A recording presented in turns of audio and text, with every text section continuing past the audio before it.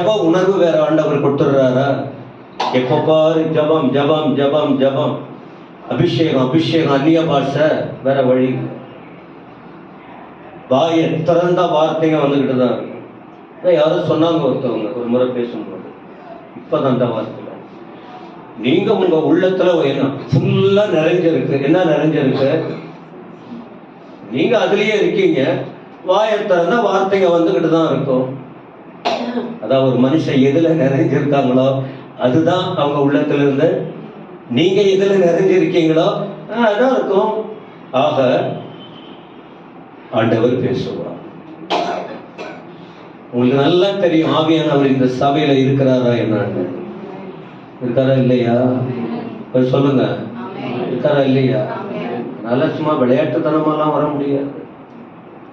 விளையாட்டுத்தனமா வந்து வார்த்தையெல்லாம் கேட்காமலாம் போக முடியாது. சில நேரத்துல வந்து ஒரு வேளை ஒன்று ரெண்டு பேர் இருந்து போயிடுறாங்கன்னு வச்சுக்கோங்க, ஒரு வேளை ஏதாவது வேலையா கூட இருக்கலாம். அப்படிதான் நாம எடுத்துக்கிறோம். ஆனா எதுக்காக போனாங்கன்னு நாம ஒண்ணு சொல்ல, சத்தமா சொல்லுங்க. தேவ பயம் உள்ளவர்கள் அப்படியெல்லாம் போக மாட்டாங்க.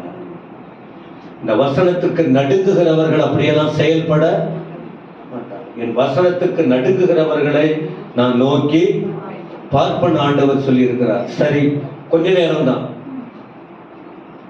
இன்னும் அதிகமா கேட்கணும். அடுத்த ஆராதனை இப்படி ஒவ்வொரு வாரமும் ஆண்டுடைய வார்த்தைகள் உங்களுக்கு கொடுக்கப்படும். பாஸ்டர் ஜான் சாமியல் வந்து போன வாரம் சர்வீஸ் முடிச்சுட்டு அவர் திண்டுக்கல் போயிருக்காரு. இந்த ஹாஸ்பிட்டல் இருக்கிற எல்லாரும் சேர்ந்து ஊழியத்து நிமித்தம் அல்லது அவருடைய அலுவலி நிமித்தம் போயிருக்காங்க. அதனால்தான் இன்னைக்கு நான் உங்கள் மத்தியில் அவர் இருந்தாலும் இருப்பேன். ஓகே, போன வாரம் அந்த போன இடங்களில் ஊழியம் செஞ்சோம். நல்லா ஜெபம் பண்ணி ரொம்ப வசனங்கள்லாம் காலையில எழுந்து 2 மணி நேரம் வெறும் ஜெபம் பண்ண சொன்னார் ஆண்டவர். ஜெபம் பண்ணிக்கிட்டே இருந்தார். ஆனா வசனம் என்ன பண்றது தெரியல. பழைய செய்தி இருக்கு, சரி அதை பேசலாமா? அது எனக்கு ஃபர்ஸ்ட் நான் அதை விரும்புறது இல்லை.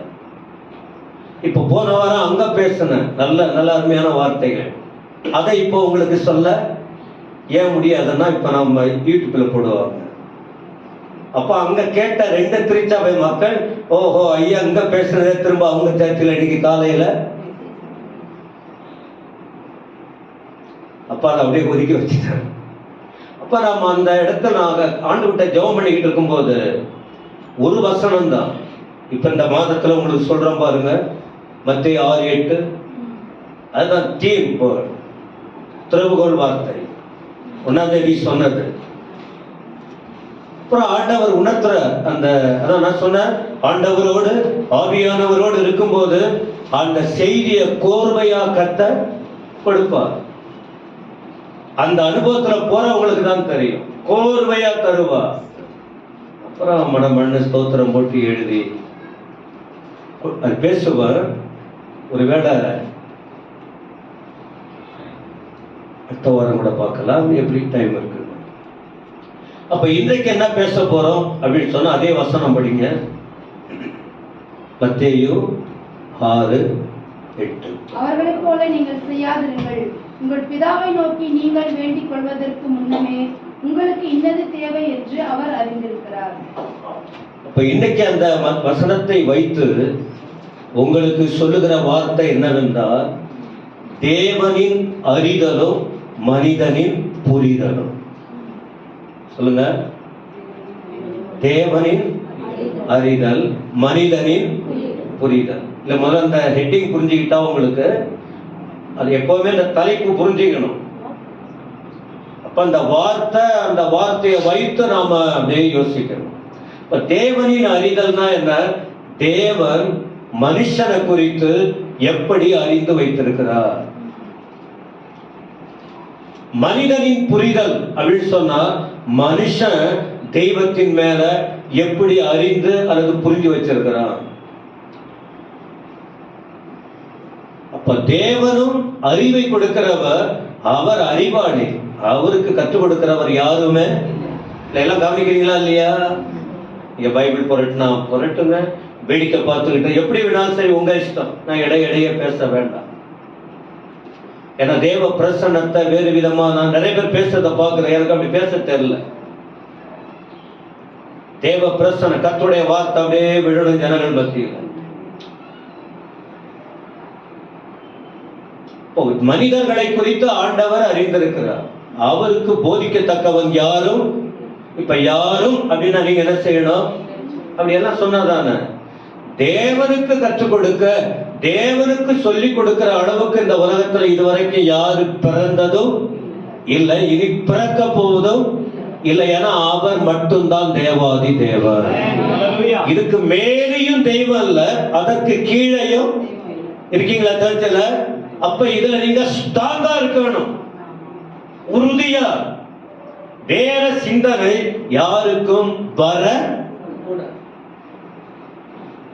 நாம ஆராதிக்கிற கேட்கிற இந்த வசனத்தின் மூலம் உணர்கிற இந்த தெய்வத்தை விட மேலே ஒரு தெய்வமும் இல்லை, அடுத்து ஒரு தெய்வமும் இல்ல. இதை விட்டு நீங்க உங்கள் மனம் மாறிவிடக் கூடாது. இவர் மட்டும்தான் மெய்யான தேவன். சரி, அப்போ அப்படின்னா தேவனின் அறிதல் என்ன?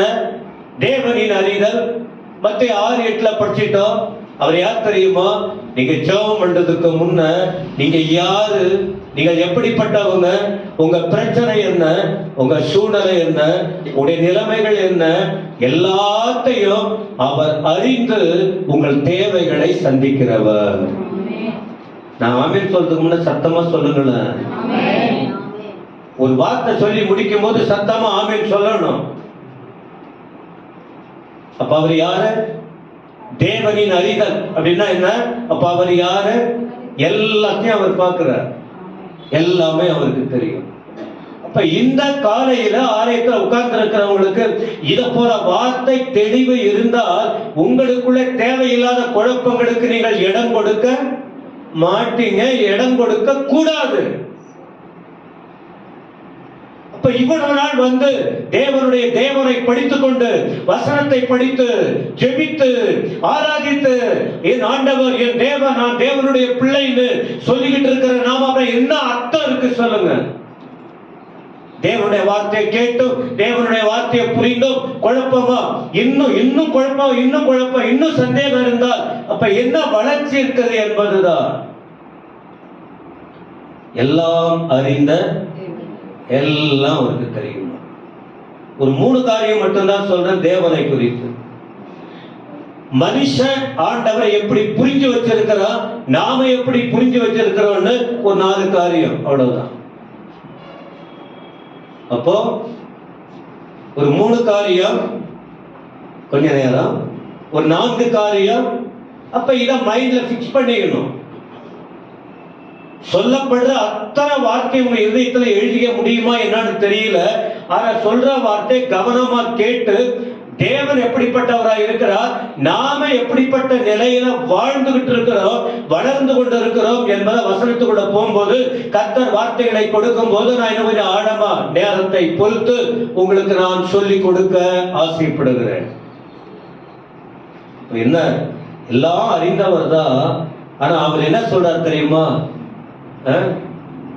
மற்றவங்க இப்ப நாம சில நேரத்துல கோபம் வந்துருதுன்னு வச்சுங்க, புருஷன் மேலேயோ மனைவி மேலேயோ பிள்ளைகள் மேல் இல்ல யார் மேல கோபம், கண்டிப்பா கோபம் வர வாய்ப்பு. அப்ப கோபம் உச்சகட்டம் ஆயிட்டா என்ன சொல்லுவாங்க? இவங்க கிட்ட இனி எனக்கு போராட பல இல்ல. ஒவ்வொருவருக்கும் ஒரு ஸ்டைல் இருக்கும், ஒவ்வொருவருக்கும் ஒரு ஞானம் இருக்கும். இப்படி கூட சொல்லுவாங்க, மேடையில சொல்றது தப்பா இருக்கு, ஏன்னா பைபிள்ல கூட சி அப்படின்னு இருக்கு. சி அப்படின்ட்டு மூக்கல போட்டுறது, காதுல உங்க மூக்கல எல்லாம் போட்டிருக்கீங்கல்ல, நீங்க போயிட்டீங்கன்னா அதை கூட வெட்டி எடுத்துருவாங்க. காதுல போடுறது, மூக்கல போடுறது, கால்ல போடுறது, உடம்புல போடுறது எல்லாத்தையும் கழட்டி எடுக்க போறாங்க. ஆனா ஒரு நாள் வரும்போது பைபிள்ல சொல்லி இருக்கு என்ன தெரியுமா? சி அப்படின்ட்டு தூக்கி எறிவாங்க. அத எடுக்கிறதுக்கு நாதி இல்லை. அதை யாரும் எடுக்க கூட, வீதியில ஃபுல்லா தங்கம் கிடைக்கும், எல்லாம் கிடக்கும் எப்போ ஒரு நாள்ல. அதனாலதான் இப்போ நீங்க மாட்டிக்கிறீங்க. ஒரு ஆண்டோடைய பிள்ளைகளுக்கு அதை வெறுக்க மனசு இல்லை. சரி, உங்க இஷ்டம். நான் அதை ஒரு உபதேசமா சொல்லி கொடுக்கவில்லை. உள்ளத்துல கர்த்தருடைய மகிமை இருந்தால் வெளிப்படையா எதெல்லாம் இது வேண்டாம் அப்படின்னு சொல்லிட்டு கழட்டி, உள்ளத்துல உண்மையான அன்பும் கர்த்தருடைய பிரசன்னமும் கர்த்தருடைய மகிமையும் உள்ளத்துல நிரம்பி இருந்தால் வெளிப்படையான காரியங்களை பார்க்கும்போது இந்த தேவனுக்கு முன்னாடி இது எம்மாத்திரம், இது என்னத்துக்கு, எனக்கு இது எனக்கு அவசியம் இல்லை. தானாகவே நான் இதுக்கு முன்ன சொன்ன பாருங்க, அந்த நரி கூட சொன்னதாம், சீச்சி இந்த பழம் அப்படி சொல்லிட்டு ஓடிடுச்சா. அத போல நாம கூட ஒரு நாள் வரும்போது கர்த்தருடைய அன்பை உணர்ந்தால், கர்த்தருடைய இருதயத்தை புரிந்து கொண்டால், கர்த்தருடைய நடத்துதலை அறிந்து கொண்டால், கர்த்தர் யார், நாம யார், கர்த்தர் நம்ம எதை எதிர்பார்க்கிறார், நான் என்ன செஞ்சுக்கிட்டு இருக்கிறேன், என்ன செய்ய வேண்டும் என்கிற அந்த உணர்விலே ஆண்டவர் வெறுக்கிற காரியத்தை நாம எடுத்துக்கிட்டு நாம அதுல கொஞ்சம் மில்கிட்டு இல்லாம வேண்டான்னு விசிறி அடிக்க அந்த மனசு வந்துடும். சில சொல்லுங்க, புருஷனுக்காக புருஷன் அடிக்கப்படல, புருஷனுக்காக எல்லாம் பண்றாங்க. சரி, அப்ப எதுக்காக சொல்றேன், ஆண்டவர் ஒரு வார்த்தை சொன்னால், இல்ல ஆண்டவர் புரிஞ்சு வச்சிருக்காரு பாருங்க ஒவ்வொரு மனுஷனையும். ஆதியாகமம் 6ஆம் அதிகாரம் 3ஆம் வசனம், Genesis chapter 6 verse 3 என்ன சொல்லி இருக்கு தெரியுமா? என்ன சொல்றாரு, இனி இந்த ஜனங்களோட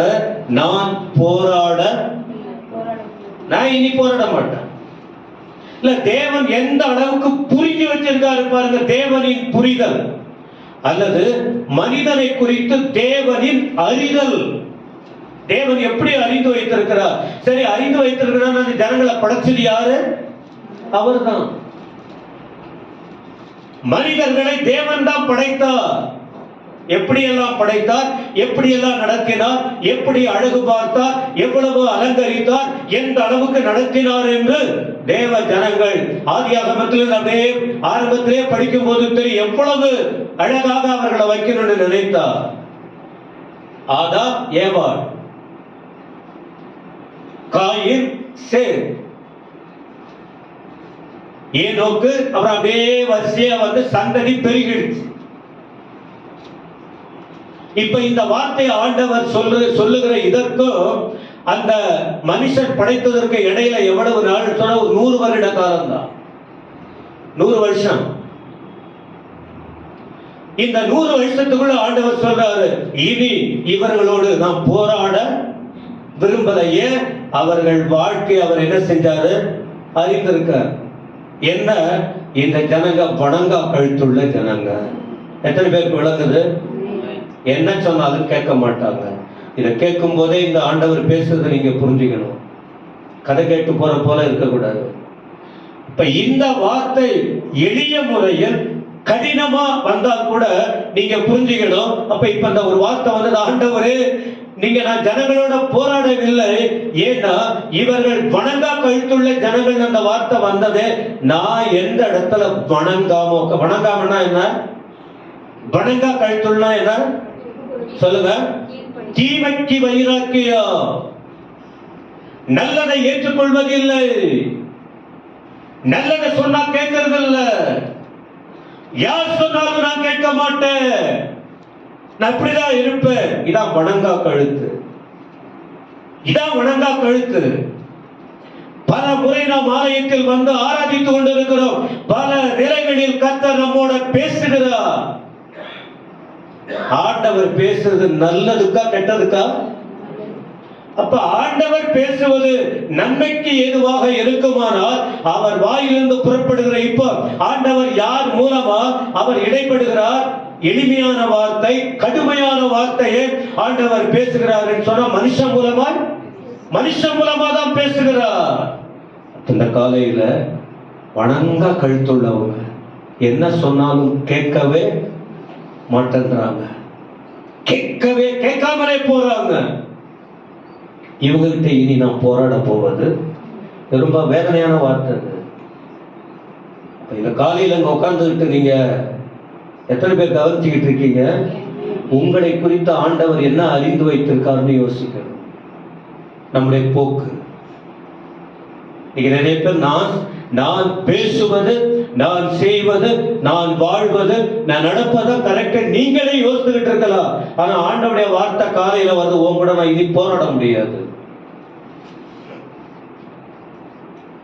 அப்ப ஆண்டவர் எவ்வளவு வேதனையான வார்த்தை நம்ம குறித்து அறிந்து வைத்திருக்கிறார். அன்றைக்கு அந்த நாட்களில் இருந்த அந்த ஜனங்களை குறித்து சொல்லப்பட்ட காரியம் இன்றைக்கு நம்மோடு கூட பேசுகிறார். நான் என்ன சொல்றாரு, என்னுடைய ஆவியார். அப்பொழுது கர்த்தர் என் ஆவி என்றைக்கும் மனுஷரோட போராடுகிறது இல்லை. ஏன் தெரியுமா? அவன் மாம்சம், அவன் இருக்க போகிற நாட்கள் 120 வருஷம். ஆண்டவர் அவர் மனிதனை குறித்து அறிந்தது என்ன? அவன் வாழ போற வயசு எத்தனை?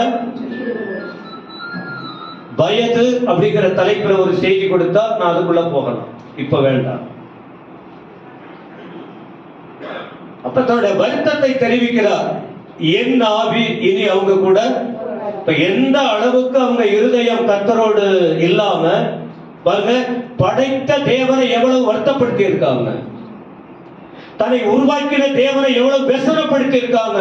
ஒரே வார்த்தையில சொல்றேன், தேவனுடைய பிள்ளைகள் நாம பேசுகிற பேச்சோ, வாழ்கிற வாழ்க்கையோ, நடக்கிற நடைமுறைகளோ, நானும் நீங்களும் ஆண்டவரை இப்படி சொல்ற அளவுக்கு இனி இவங்களோட நான் போராட விரும்புற, இவங்களோட பேச நான் விரும்புற, அந்த அளவுக்கு நம்முடைய வாழ்க்கையின் தன்மை இருக்கிறதா?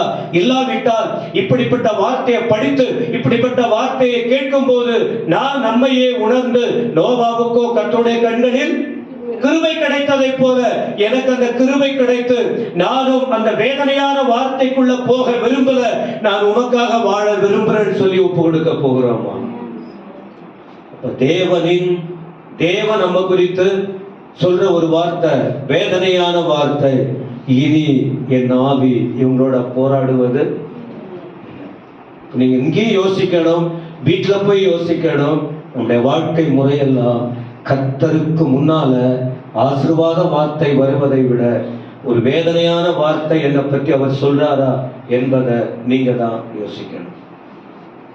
ஏன் அப்படின்னா 5ஆம் வசனம், மனுஷன் அக்கிரமத்துல விழுந்துட்டான், மனிதனுடைய அக்கிரமம் பூமியில பெருகி போச்சு, அவன் இருதயத்தின் நினைவு எப்பவுமே நித்தமும் பொல்லாததா இருக்கு. எப்பவுமே அவங்களுடைய பார்வை, அவங்களுடைய சிந்தனை, அவங்களுடைய செயல்கள் தப்பாவே செயல்பட்டு இருக்காங்க, எனக்கு ஏற்றபடி இல்ல. அதனால நான் இவங்களை உண்டாக்குனது ரொம்ப தப்பாயிடுச்சு என்று மனஸ்தாபப்பட்டார். அது அவர் இருதயத்துக்கு व्यसனமா? இப்ப நீங்க புரிஞ்சுக்கணும். அந்த வார்த்தையை தான் இப்ப நாம யோசித்து பார்க்கணும். இவர்களை நம்மளை ஆண்டவர் ரட்சித்ததற்காக, அழைத்ததற்காக, அவர் பிள்ளையாய் மாற்றினதற்காக அவர் சந்தோஷப்படணுமா? இதை போல வார்த்தையை சொல்லி व्यसனப்படணுமா? சொல்லுங்க. ஒரு பிள்ளைகளை பெற்று வளர்க்கிறது, பிள்ளைகளை பெற்றெடுத்து அந்த பிள்ளைகளை குறித்து பெற்றோர் சொல்லணும், இந்த பிள்ளைகளை நான் பெற்றதற்காக என் உள்ள என்ன செய்யுது? சந்தோஷமா இருக்கு. ஆனா அதே பெற்றோர் அந்த பிள்ளைகளின் செயல்பாடுகள், அந்த குடும்பங்களின் நிலைமைகளை பார்த்து, அவருடைய வாழ்க்கையை பார்த்து, இவர்களை பெற்றதை விட நான் அமைதியா, புரியுதா உங்களுக்கு நான் சொல்ற வார்த்தை? இவங்களை போய் பெற்றதை விட அப்படின்னு சொல்லுவாங்க.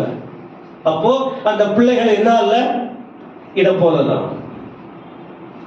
புரியுதுக்காக சொல்றேன். இந்த நாளில் ஆலயத்துக்கு வந்த நம்மை பார்த்து ஆண்டவர் சொல்லுகிற இந்த வார்த்தையை வைத்து யோசிக்கணும். எத்தனை வருஷம் ஆகுது ஆலயத்துல வந்து அவரை தேடி நம்மை குறித்து சந்தோஷப்படுகிறாரா, வேதனைப்படுகிறாரா என்பதை கொஞ்சம் யோசிக்கணும். கேட்கறதுக்கு நல்லாதான் இருந்தது.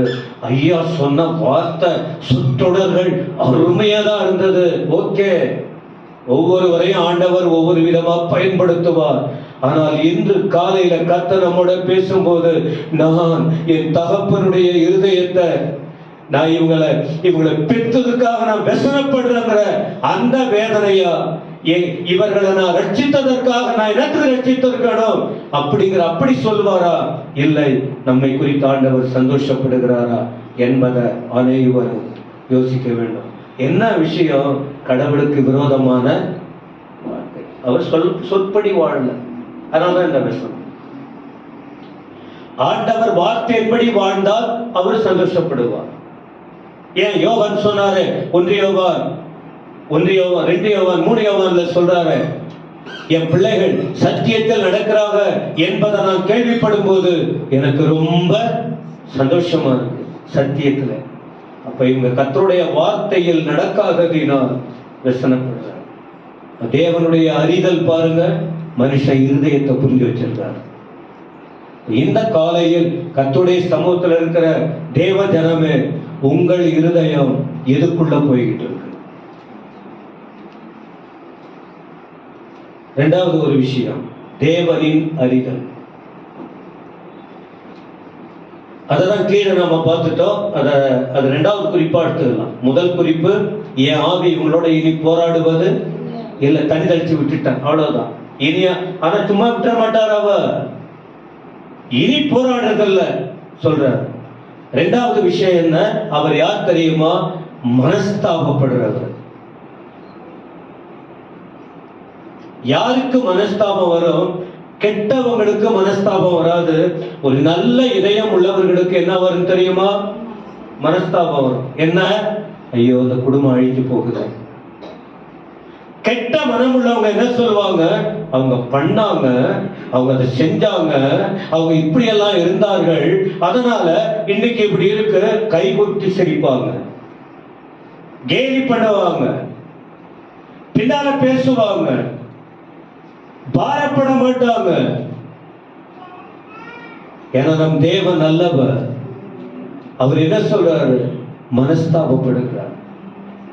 அதோட இவங்களை உண்டாக்காமல் இருந்திருக்கலாமே. அப்ப தேவன் மனுஷனை குறித்து அவருடைய தன்மை என்ன, அவருடைய அறிதல் என்னன்னு சொன்னா, மனஸ்தாபப்படுகிற ஒரு இருதயம் அவருக்கு இருக்கு. இதை வச்சே பேசணும்னா நேரம் போயிடும். மூன்றாவது, ஆண்டவர் என்ன சொல்றார் தெரியுமா? எல்லாம் கவனிங்க. மத்தேயு சுவிசேஷம் 26ஆம் அதிகாரம் 41. மத்தேயு 26:41. மேத்யூ 26:41. நீங்கள் சோதனைக்குட்படாதபடிக்கு விழித்திருந்து ஜெபம் பண்ணுங்கள். ஆவி உற்சாகம் உள்ளதுதான், மாம்சமோ பலவீனம் உள்ளது என்றார். ஆண்டவர் மனுஷனை புரிஞ்சு வச்சிருக்கார். ஆண்டவர் இயேசு 3 பேரை கூடவே அழைச்சிக்கிட்டு ஜெபம் பண்ண போனார் தோட்டத்துக்கு, கெத்செமனே தோட்டம். விழித்திருக்க சொன்னார். கொஞ்சம் அப்புறம் போயிட்டு ஆண்டவர் ஜெபம் பண்றார். திரும்ப வந்து பார்க்கிறார், 3 பேரும் தூங்குறாங்க, பேதுரு, யாக்கோபு, யோவான். அப்பதான் ஆண்டவர் சொல்லுகிறார், 1 மணி நேரமாவது நீங்கள் விழித்திருக்க கூடாதா? சொல்லிட்டு, சோதனை வரப்போகுது, நீங்க எப்படி உங்களால நீங்க அதை தப்பிவித்துக் கொள்ள முடியும்? சோதனை வருது, சோதனை நமக்கு முன்னால வரப்போகிறது. இந்த சோதனையை ஜெயிக்கணும்னா நீங்க என்ன எப்படியாய் மாறணும்? செபிக்க வேண்டுமா? 1 மணி நேரமாவது ஜெபம் பண்ணுங்க. அப்பதான் சொல்லிட்டு சொல்றாரு, மாம்சம் பலவீனம், ஆவியோ. அப்ப ஆண்டவருக்கு தெரியுது, ஏன்னா அவர் மனுஷனை படைத்தவர். பாருங்க, இந்த மாம்சம் இந்த மண்ணால உருவாக்கி இந்த மனுஷனுக்கு அந்த மாம்சத்தை கொடுத்தவரே இவர்தான். அப்ப அவர் சொல்லுகிறார், மாம்சம் பலவீனம், ஆவி. அப்ப இந்த ஆண்டவர் நம்மை குறித்து அறிந்த விஷயம். அதனால உங்களுக்கு நான் சொல்லுகிறேன், நம்முடைய வாழ்க்கையிலே மாம்சம் பலவீனம் தான், ஆனா அதே நேரத்துல நமக்குள் இருக்கிற ஆவி உற்சாகமா இருக்கிறது. சத்தமாமின்னு சொல்லுங்க. அப்ப சோர்ந்து போயிடக்கூடாது. இந்த ஆவி என்ன செய்யணும்? நாம உற்சாகப்படுத்திக்கணும். நீங்க ஜெபம் பண்ணாத போறீங்கன்னா, ஜெப வாழ்க்கை குறையுமானால், தேவனோடு உங்கள் தொடர்பு இல்லாமல் இருக்குமானால், உங்கள் ஆவி சோர்ந்து, மாம்சம் ஏற்கனவே பலவீனம் தான், ஆண்டவர் அறிந்திருக்கிறார். ஏன்னா அவர் தான் படைத்தவர், அவருக்கு தெரியும். சின்ன வயசு, நடு வயது, வயது முதிர்ந்தவர்கள் என்று அல்ல. இந்த மாம்சம் பலவீனம் தெரியும். ஆனால் அதிலே ஒரு வார்த்தை சொல்லுவோம், ஆவி உற்சாகமா இருக்க. உனக்குள் வைத்த அந்த ஆவி அது பலவீனமானது இல்ல. அப்ப அந்த ஆவியை நீ பலப்படுத்திக் கொள்ள வேண்டும். சத்தமா கையை வைத்து ஆவின்னு சொல்ல முடியுமா? உற்சாகமா இருக்கணும். நல்லதும் நடக்கும், கெட்டதும். சத்தமா சொல்லுங்க. இன்னும் கொஞ்ச நேரத்துல கெட்டது நடக்க போகுது. இன்னும் கொஞ்ச நேரத்தில் பயங்கரங்கள் நடக்க போகிறது. இதுவரைக்கும் நடக்காத சில சம்பவம் ஆண்டவருடைய வாழ்க்கையில் நடைபெற போகிறது. அந்த நிலையில் மனிதனும் வருகிற சோதனையை மேற்கொண்டு தைரியமா வாழ்வதற்கு ஆண்டவர் அழைச்சிட்டு போயிட்டு பிராக்டிஸ் கொடுக்கிறாரு. ஜபத்துல விழுங்க. நீ ஜெபிக்கிற நபராய் ஜபத்திலே விழுந்து விட்டால் என்ன வந்தாலும் மாம்ச சோர்வா இருக்கலாம், மனதிலே வேதனை இருக்கலாம், ஆனால் ஆவி உற்சாகத்தோடு நீ எழும்பி செயல்பட முடியும். ஆவியை பலப்படுத்திக் கொள்ள முடியும். சில நேரத்தில் இப்ப நான் சொல்றேன், எவ்வளவு பிரச்சனை வந்தாலும், நிந்தைகள் வரட்டும், அவமானங்கள் வரட்டும், அடி விழட்டும், என்ன வரட்டும், நான் அடிக்கடி சொல்லுகிறேன், பரிசுத்த ஆவியானவருக்குள்ள என்ன செய்ய வேண்டும்? நிறைந்து ஜெபம் பண்ண சொல்றேன். ஆவியில நிறைந்து ஜெபிக்கும் போது மாம்சம் பலவீனம் இருந்தாலும் நீங்க ஜெபம் பண்ணி பாருங்க. இந்த உடல் சோர்வு இருந்தா கூட ஆவியில ஜெபிக்கும் போது அவ்வளவு விடுதலை கிடைக்கிறது. நாம சொல்லுவோம், நேற்று வரைக்கும் நான் படுத்திருந்தேன், என் உடல் அழுத்தம் இருந்தது, எனக்கு பலவீனமா இருந்தது, நான் கஷ்டப்பட்ட, எப்படி என் வாழ்க்கை அப்படி போயிட போகுதுன்னு. ஆனால் ஆவியானவருடைய அந்த பலன் என் மேல இறங்கி வந்தது. ஆவியில ஜெபிக்க ஆரம்பித்து, ஏன்னா ஆண்டவர் எனக்கு சொல்லி இருக்கிறார், மாம்சம் பலவீனம், ஆவி உற்சாகம் என்று சொன்னார். நான் ஆவியிலே ஆவியானவரோடு ஏன் ஆவியை சேர்த்து நான் ஜெபம் பண்ண ஆரம்பித்தேன். இன்னைக்கு நான் உற்சாகமா சொல்லுங்க. ஆமென். சபைக்கு வருகிற ஜனங்கள் மற்றவங்களை நாம தட்டி எழுப்பணும். நீங்க சோர்ந்து படுத்து விட கூடாது. மாம்சத்துல வியாதி வரும், பலவீனங்கள் வரும், எது வந்தாலும் ஆவி உற்சாகம். உங்க ஆவிய நீங்க உற்சாகப்படுத்திக் கொள்ள வேண்டதற்கு வழிய ஆண்டவர் சொல்லி கொடுத்திருக்கிறார். அப்ப மனுஷனை புரிஞ்சு வச்சிருக்காரு பாருங்க. நம்ம மாம்சம் சோர்வாயிடும், ஆனா அதே நேரத்தில் நமக்குள்ள இருக்க ஆவி என்ன செய்ய? சோர்வுக்கு இடம் கொடுக்க கூடாது என்று சொல்லி ஆண்டவர் தெளிவாய் அறிந்திருக்கிறார். இந்த 3 விஷயம் எத்தனை பேருக்கு புரிஞ்சது? மனுஷன் எல்லாத்தையும் சொல்ல முடியாது. எனக்கு ஆண்டவர் இது புதன்கிழமை, வியாழக்கிழமை எனக்கு அந்த தலைப்பு வந்துச்சு, தேவனின் அறிதலும் மனுஷனின் புரிதலும். ராத்திரி தான் இதுக்கு சதையை போட்டான், எலும்பு போல ஆண்டவர் அந்த தலைப்பை எனக்கு கொடுத்தார். அப்ப இரவு தான் இந்த வார்த்தைகள் வந்து கொண்டே இருந்தது. 10 மணிக்கு மேல அந்த 9ல இருந்து 10 வரைக்கும் கான்ஃபரன்ஸ் கால்ல போட்டு அப்படியே நடந்து ஜெபம் பண்ணிக்கிட்டு இருக்க சர்ச் மேல. அந்த ஜெபம் பண்ண ஆவியில நிறைய நிறைய நிறைய அந்நிய பாஷையிலே போக போக போக இப்போ உங்களுக்கு சொல்ற இந்த வார்த்தை என்ன செய்து ஆண்டவர் கொடுத்தார். அப்ப இதை அறிவுக்கு உட்பட்டு வேற யோசித்தால் வேற செய்தி வரும். ஆவியானவர் உணர்த்தும் போது உங்களுக்கு அதை சொல்லிக் கொடுக்கிறோம். ஆண்டவர் நம்ம எப்படி அறிந்து வைத்திருக்கிறாரா? அவர் என்ன, நம்ம தப்பு செய்யறவங்க, நம்ம பிறந்ததுல இருந்து தப்பு செய்யறவங்க, ஆனாலும் அவர் சொல்றாரு, உங்ககிட்ட போராடி எனக்கு பிரயோஜனம் இல்லை, ஆனா எனக்கு व्यसனமா இருக்கு. ஆனா ஒண்ணு புரிஞ்சுக்க, நீ மாம்சம் தான், தடுமாற வாய்ப்பு இருக்கு, பலவீனமடைய வாய்ப்பு இருக்கு, சோர்ந்து போக வாய்ப்பு இருக்கு. நீ ஒண்ணும் பரலோகத்துல இருந்து குதிக்கல, மண்ணில தான் வாழ்ந்து கொண்டு இருக்கிற. ஆனாலும் ஆண்டவர் நம்மோடு இருந்த நம்முடைய ஆவியை உயிர்ப்பித்து கொடுத்திருக்கிறார். சத்தமாமே. இது தேவனின் அறிதல். சரி, மனுஷன் புரிந்த விதம் என்ன? நேரம் போயிட்டு இல்ல, முடிச்சுன்னு இருந்தேன், பேச ஆரம்பித்தா போய்கிட்டே இருக்கும் கொஞ்ச நேரம். 4 காரியம்.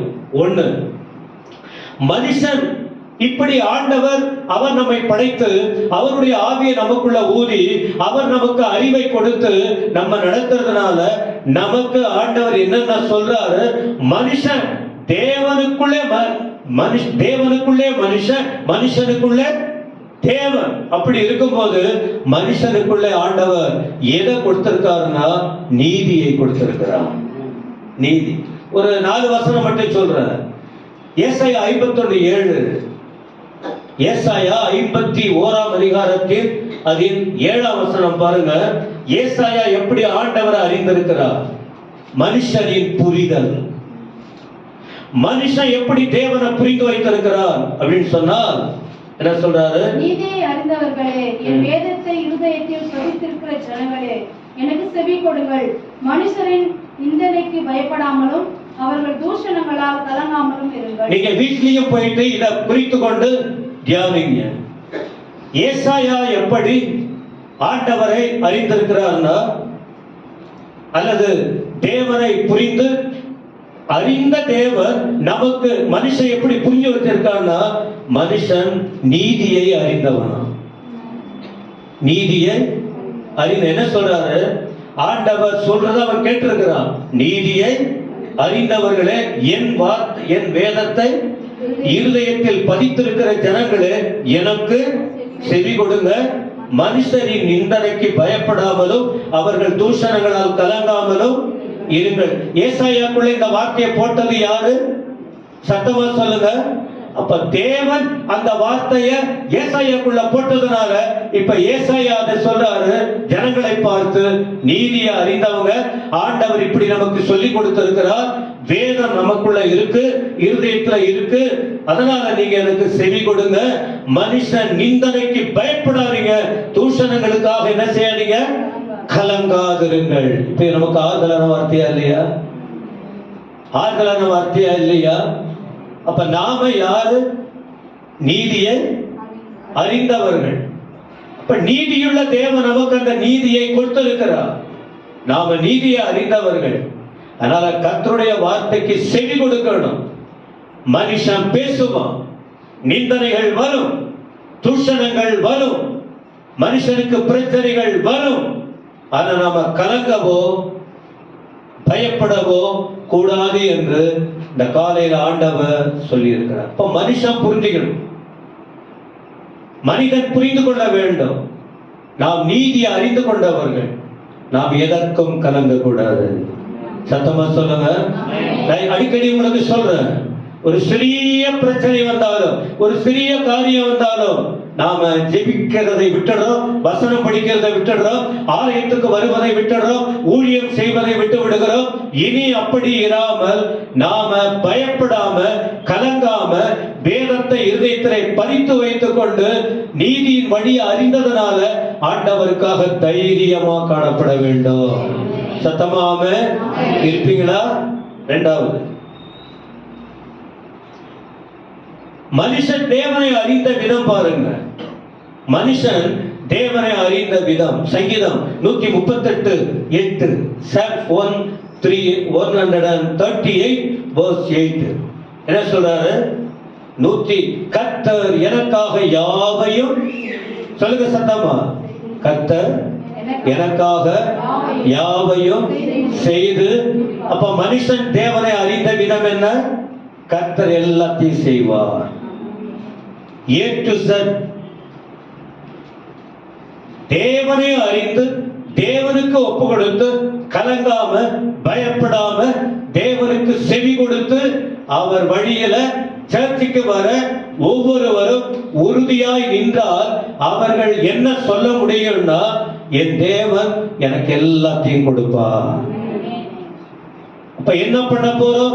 என் குடும்பம், என் வாழ்க்கை, என் பிள்ளைங்க, என் ஜீவியம், அடுத்து நான் என்ன செய்ய போறேன், எப்படி நான் வாழ போறேன்னு சொல்லி அதையே இந்த கடந்த நாட்கள்ல சொன்னவே அஞ்ஞானிகள் உலகத்தார் நாடி தேடுவதை போல என்னத்தை புசிப்போம், என்னத்தை குடிப்போம், என்னத்தை உடுப்போம், எப்படி வாழ போறோம், எப்படி செய்ய போகிறோம், கவலையை விட்டுட்டு என்ன செய்யணும்? விசுவாசத்தை பலப்படுத்திக் கொள்ள வேண்டும். இது நமக்குள்ள வரணும். ஏன்னா தாவீது அதை புரிய வச்சிருந்தார். ஆண்டவர் தேவன் யாரு அப்படின்னு சொன்னார், என் காரியத்தை அவர் பார்த்துக் கொள்ளுவா, என் தேவைகளை அவர். இப்ப தேவனை சார்ந்தவன் முழுவதும் யாருக்குள்ள நெருங்குவாங்க? சத்தமா சொல்லுவாங்க, சொல்லுங்க. யார்கிட்ட நெருங்குவாங்க? எந்த வார்த்தை வாயில வரும்? அப்ப சூழ்நிலையை பார்த்து கவலைப்படாம பயப்படாம நல்ல தைரியமா சொல்ல முடியும், கர்த்தர் எனக்காக யாவையும் செய்து முடிப்பார்.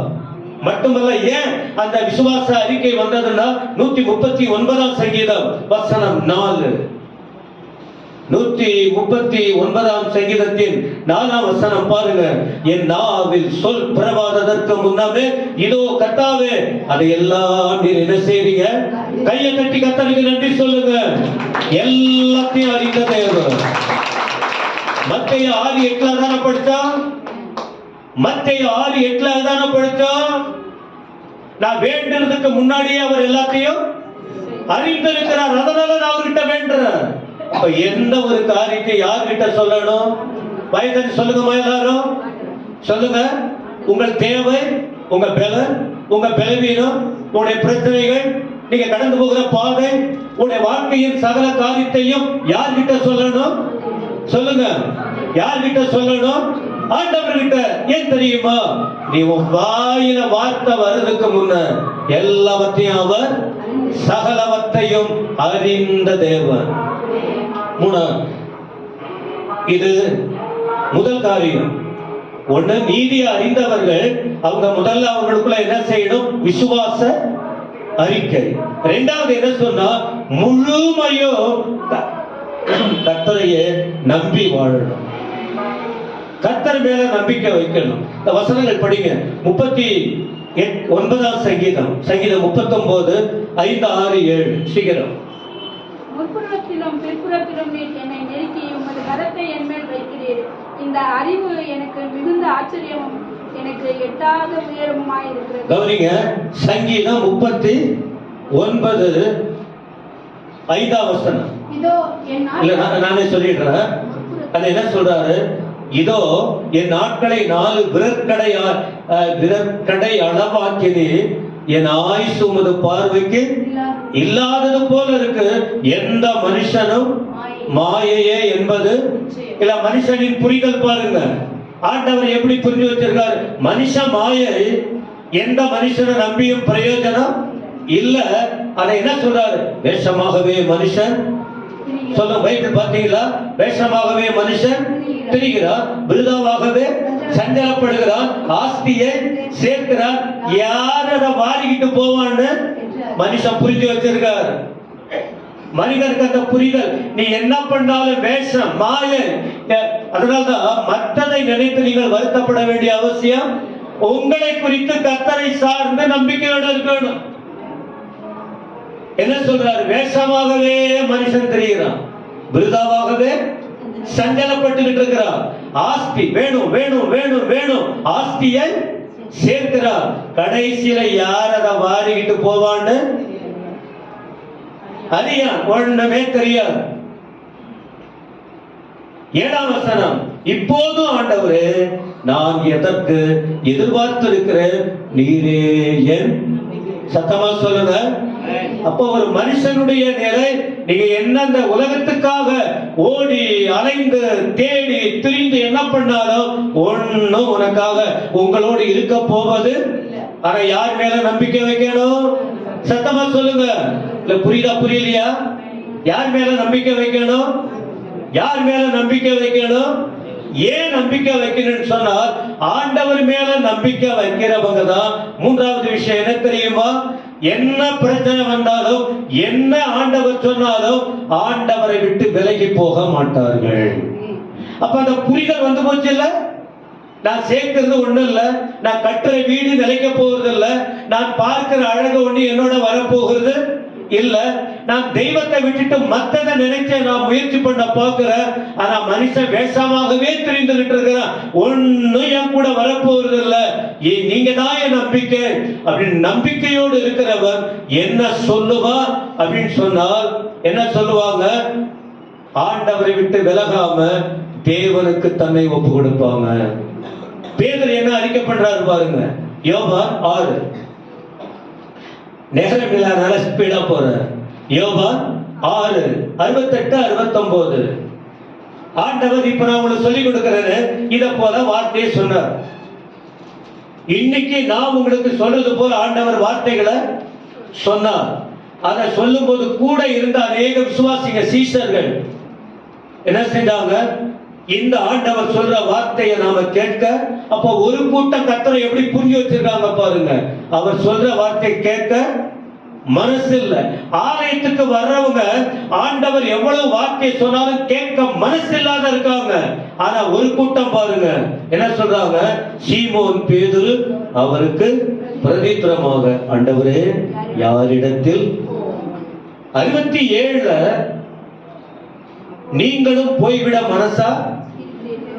உலகத்தை நம்பி எல்லாம் போய்கிட்டு இருக்காங்க.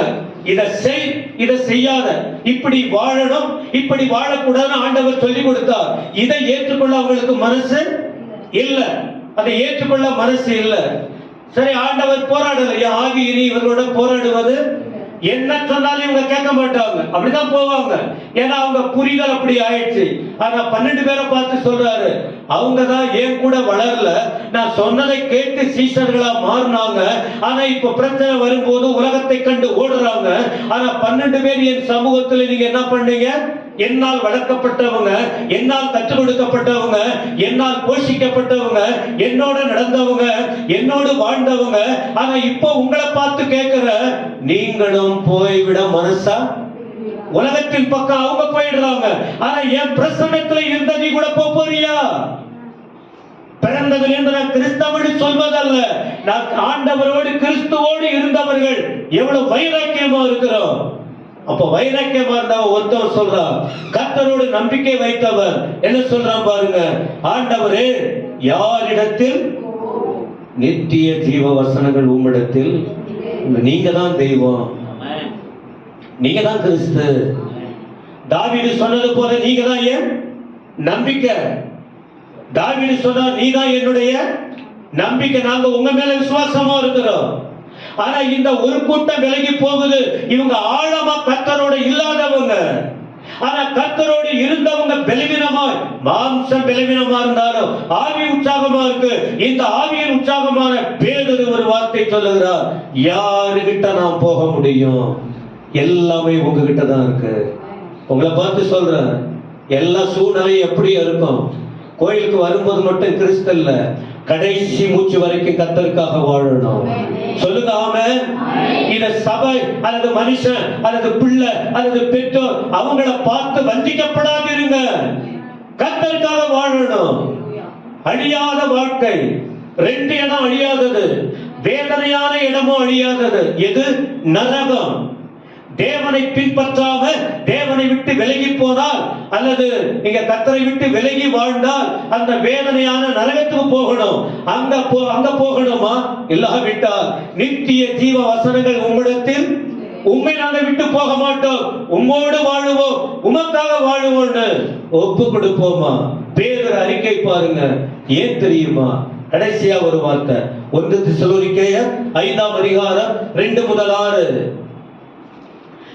1 தெசலோனிக்கேயர் 5ஆம் அதிகாரம் 2 முதல் 6. தாவீது சொன்னார், இந்த உலக வேஷமான மாயான வாழ்க்கை, அதனால நான் நம்புறேன்னு சொன்னார். பேதுரு சொன்னார், அவங்க போனா போகட்டும் ஆண்டவரே, நித்திய ஜீவ வசனங்கள் உங்ககிட்ட இருக்கு, உமக்காக நாங்க வாழ போகிற, உண்மைதான் பின்பற்ற வேண்டும் சொன்னார்.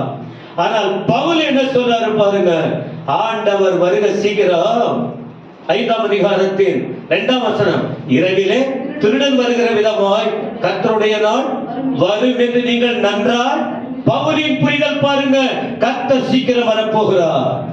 தாவீதின் புரிதல், பேதுருவின் புரிதல், பவுலின் புரிதல் ஆண்டவரை குறித்து என்ன சொல்லுகிறார்? கர்த்தர் வரப்போகிறார். இரவுல திருடன் வருகிற விதமாய் வருவாரும் என்று நீங்கள் நன்றாய். அப்ப ஏற்கனவே பவுல் அவளுக்கு வருகையை குறித்து தெளிவா சொல்லிக் கொடுத்திருக்கிறார். வருகை, கர்த்தருடைய வருகைக்கு நீங்க இந்த உலகத்துல உங்க ஆத்மாவை கெடுத்துக் கொள்ளாதீங்க. அவருக்காக, அவர் மேல் நம்பிக்கை வைத்து, அவருக்காக வாழ்ந்து, கல்வாரி அன்பை புரிந்து, வாழ்க்கையை முழுமையா அவருக்கு அர்ப்பணித்து அவருக்காய் வாழ்ந்து கொண்டிருக்கிறவர்கள் ஆண்டோடைய வருகையில் போக முடியும். அதனால ஏற்கனவே உங்களுக்கு நாங்கள் சொல்லி இருக்கிறோம், உங்களுக்கு தெளிவான காரியம் நீங்கள் அறிந்திருக்க வேண்டும். கீழே 3ஆம் வசனத்தில் சொல்கிற வார்த்தை பாருங்க, அழிவு சடுதியாய் அவர்கள் மேல் வரும், அவர்கள் தப்பி போவது இல்லை. ஆண்டவருடைய வார்த்தை கேட்காதவங்க, ஆண்டவருடைய வார்த்தைக்கு கீழ்ப்படியாதவங்க, ஆண்டவருக்காக வாழ்க்கையை ஒப்பு கொடுக்காதவங்க, உலகத்தை நம்பி வாழ்ந்து கொண்டிருக்கிறவர்கள் கர்த்தருடைய வருகையின் நாளில் அவர்கள் தப்பி போவதில்லை. அதை விட்டு விலகிறவங்க. ஆனா நீங்க யாரு? நீங்க யார் தெரியுமா? இருட்டுக்குரியவங்க அல்ல, நீங்க இருளுக்குரியவர்கள் அல்ல. 5ஆம் வசனம், வெளிச்சத்தின் பிள்ளைகளும் பகலின் பிள்ளைகளுமா இருக்கீங்க. நாம் இரவுக்கும் இருளுக்கும் உள்ளவர்கள். கடைசி வசனம் 6ஆம் வசனம், ஆகையால் மற்றவங்க தூங்குறது போல நாம தூங்காம விழித்துக் கொண்டு தெளிந்தவர்களாய், இதான் விஷயம், தெளிந்தவர்களாய் இருக்க.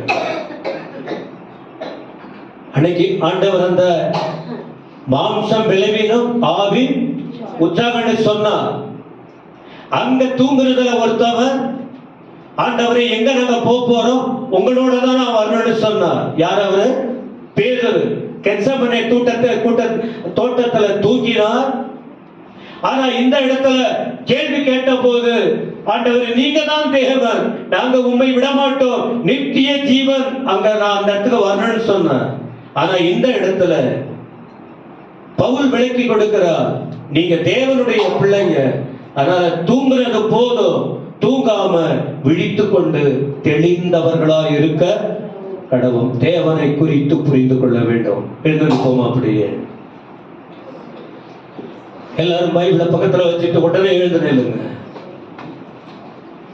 வசனத்தை கேட்ட அந்த உணர்வோடு கூட தேவனின் அறிதல், மனுஷனின் புரிதல், ஆண்டவர்களுடைய உணர்வை வெளிப்படுத்தினது இங்க பார்த்தீங்க. மனிதனை குறித்து அவர் வெளிப்படுத்தினதை பார்த்தீங்க. இந்த ஜனங்களோட இனி நான் போராட மாட்டேன், எனக்கு மனஸ்தாபமா இருக்கு, மனஸ்தாபமாக இருக்கு. ஏன் இவங்களை படைச்சேன், ஏன் இவர்களுடைய என் ஜீவனை கொடுத்த, ஏன் இவர்களை என் பிள்ளையா மாத்துன.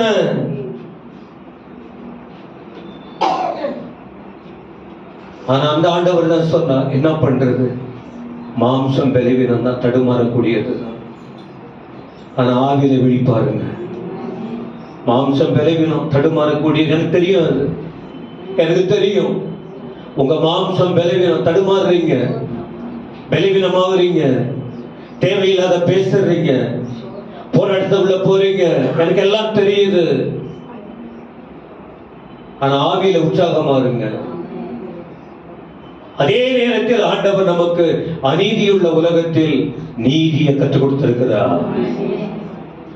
தாவீதை போல சொல்ல முடியுமா, எனக்காக எல்லாம் நீங்க செய்வீங்க ஆண்டவரே. அதே தாவீதை போல சொல்ல முடியுமா, இந்த உலகத்துல எல்லாம் மாய, நான் அதை பிடிச்சுக்கிட்டு தொங்கிக்கிட்டு இருக்கிற எல்லாம் மாயை, எல்லாம் அழிஞ்சு போகக்கூடியது, நீங்க தான் என் நம்பிக்கை. இந்த நம்பிக்கை குறித்து சொன்ன போது அந்த ஒரு கூட்டம் விலகி போனது. ஆனால் ஒரு 12 பேர் மட்டும், 12 பேர்ல ஒருத்தர் சொன்னா, நாங்க எங்க போறோம் ஆண்டவரே, இவ்வளவு உண்மை குறித்து அறிந்து, உடைய வல்லமையை உணர்ந்து, உடைய இருதயத்தை நாங்கள் புரிந்து கொண்ட பின்பு நாங்க உண்மை விட்டுட்டு நாங்க எங்க போக முடியும் ஆண்டவரே. பவுல் ஒரு காரியத்தை விளக்கி நமக்கு சொல்லி இருக்கிறார், கர்த்தர் சீக்கிரம் வரப்போகிறாரு. இந்த மாயமான உலகத்திலேயே நீங்க இருக்க போறீங்க, கொஞ்ச காலம் வாழ போறீங்க, நிரந்தரமா இயேசுவோட இருக்கணும். உலகத்துல மரணம் வருது, வியாதி வருது, கடன் தொல்லை வருகிறது, கஷ்டம் வருது, எதிர்ப்பு வருகிறது, போராட்டங்கள் வருகிறது, ஏமாற்றங்கள் வருகிறது, அவமானங்கள் வருகிறது, எல்லாமே வரும். சொல்லிட்டாரு, மாம்சம் பலவீனம் தான், எல்லாத்தையும் நீங்க அனுபவிச்சுதான் ஆகணும். ஆனால் ஒண்ணு, ஆவி உற்சாகம், நான் உனக்குள்ள இருக்கிற, நீ இருளின் பிள்ளைகள் அல்ல, நீ வெளிச்சத்தின் பிள்ளை.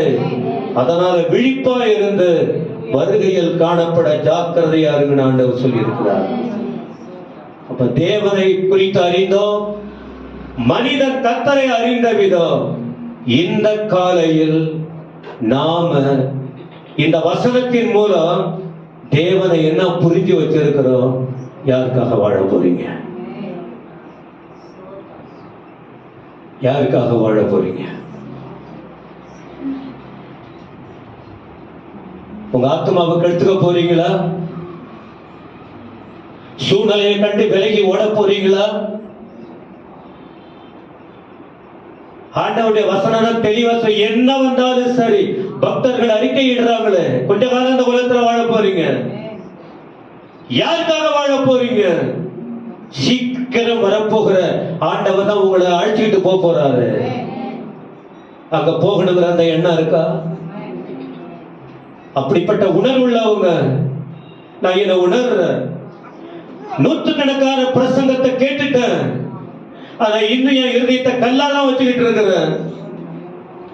அந்த நேரத்துல மட்டும்தான் கொஞ்சம் நான் அசைகிறேன். அடுத்து நான் சரியா சிந்திக்கல. என் பலவீனத்தை உணர்றேன், என் குறைபாடுகளை உணர்கிறேன், என் பிரச்சனைகளை உணர்கிறேன், நான் சந்திக்கிற கஷ்டங்களையும் உணர்கிறேன். ஆனால் உம்மை விட முடியாதுன்னு நான் நினைக்கிறேன். ஆனா சத்துரு என்ன சோதிக்கிறான். இன்னைக்கு என்னோட பேசியிருக்கீங்க, எனக்கு இருக்கிறது ஒரு வாழ்க்கை, என்னை இப்போ உமக்காக நான் ஒப்பு கொடுக்க போகிறேன். இதை முடிஞ்ச வரைக்கும் மாம்சம் பலவீனம் தான், ஆனா நான் உமக்காக வாழ்ந்து ஆவியை உயிர்ப்பித்துக் கொண்டு ஒரே ஒரு வாழ்க்கை இயேசுவுக்காக வாழ போறேன்னு சொல்லி ஒப்பு கொடுக்கிறவங்க வலக்கையை உயர்த்தி காட்டுங்க பார்க்கலாம்.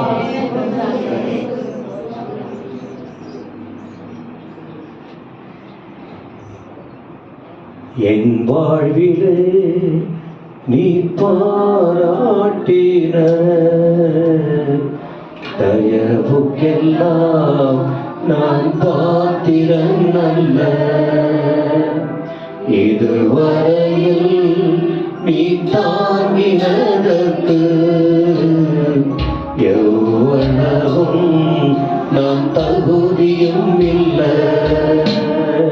மாறாமலே உடனிருமே, விலகாமலே நடத்தி வந்தே. மாறாமலே உடனிருமே, விலகாமலே நடத்தி வந்தே. ஆச்சரியமானவரே, என் வாழ்வின் அதிசயமானவரே.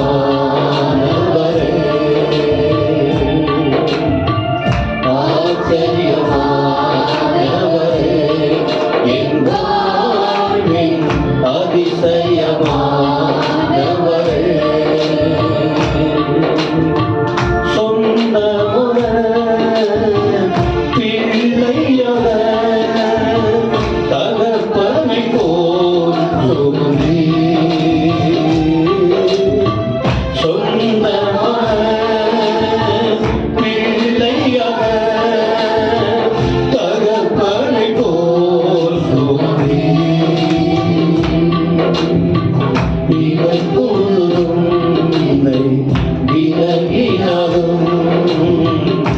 இரக்கங்களால் என்னை சேர்த்து கொண்டே, இவை பொழுதும் என்னை விலகினாலும் இரக்கங்களால் என்னை சேர்த்து கொண்டே. ஆச்சரியமானவரே, என் வாழ்வில் அதிசயமானவரே.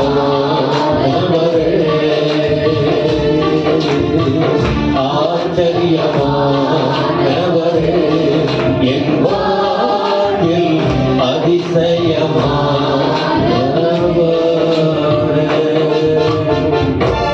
கடைசி ஆண்டவர் நம்மோட பேசுவது என்ன? நம்மை குறித்து ஆண்டவர் தெளிவா அறிந்திருக்கிறார். என்ன தெரியுமா? என் உள்ளம் கையில உன்னை வரைஞ்சு வச்சிருக்கிறார். உன் மதில்கள் எப்போது எனக்கு முன்பாக இருக்கிறது. ஆனா நாம கர்த்தரை அறிந்த புரிந்த விஷயம் என்ன? ஆமாண்டவரை உமக்காக வாழ போடுகிறோம். எங்களுக்கு அந்த கிருபைகளை தாரும். என்ன வந்தாலும் உம்மை விட்டு விலக மாட்டேன். உமக்காக சாட்சியாய் இருப்பேன். உமக்கு மகிமையை கொண்டு வருவேன். உமக்காக நான் ஓடுவேன் என்று சொல்லி கரங்களை தட்டி கர்த்தருக்கு நன்றி சொல்லி துதிக்க முடியுமா? ஆமென், ஆமென், ஆமென், ஆமென். ஸ்தோத்திரம், ஸ்தோத்திரம், ஸ்தோத்திரம், ஸ்தோத்திரம், ஸ்தோத்திரம். பரலோக பிதாவே, துதிக்கிறோம். கொடுத்த ஐக்கியத்துக்காக ஸ்தோத்திரம். நேரத்தோட முடிக்கணும்னு யோசிக்கிறோம், ஆனா கொஞ்சம் தாமதம் ஆகிறது. இருந்தாலும் உங்க பிரசன்னத்துக்காக ஸ்தோத்திரம், இந்த வார்த்தைக்காக ஸ்தோத்திரம், உம்மை கனப்படுத்த எங்களுக்கு அந்த கிருபை கொடுக்கிறதற்காக ஸ்தோத்திரம். இந்த வாரம் முழுவதும், இந்த நாள் முழுவதும் நீர் எங்களை அறிந்து வைத்திருக்கிறீர். நாங்களும் உம்மை சரியாய் புரிந்து உடைய வசனத்தின்படி வாழ்ந்து உமக்கு மகிமையாய் இருக்க உங்க வருகையில் காணப்பட கிருபைதார். இங்க இருக்கிற ஒவ்வொருவர் மீதும் உடைய வல்லமை இறங்கட்டும். வியாதிகள் மறையட்டும், விளைவிடங்கள் மாறட்டும், பிரச்சனைகள் மறைந்து போகட்டும், அற்புதம் நடக்கட்டும். ஆறுதலை தாரு, விடுதலையை தாரு, வெற்றியை தாரு, அற்புதங்களை செய்யும்.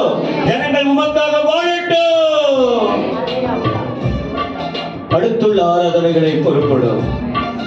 உமக்கு மட்டும்தான் மகிமை வரணும். அதற்காக எங்களை அர்ப்பணிக்கிறோம். இயேசு கிறிஸ்துவின் நாமத்தில் ஜெபம் நல்ல பிதாவே.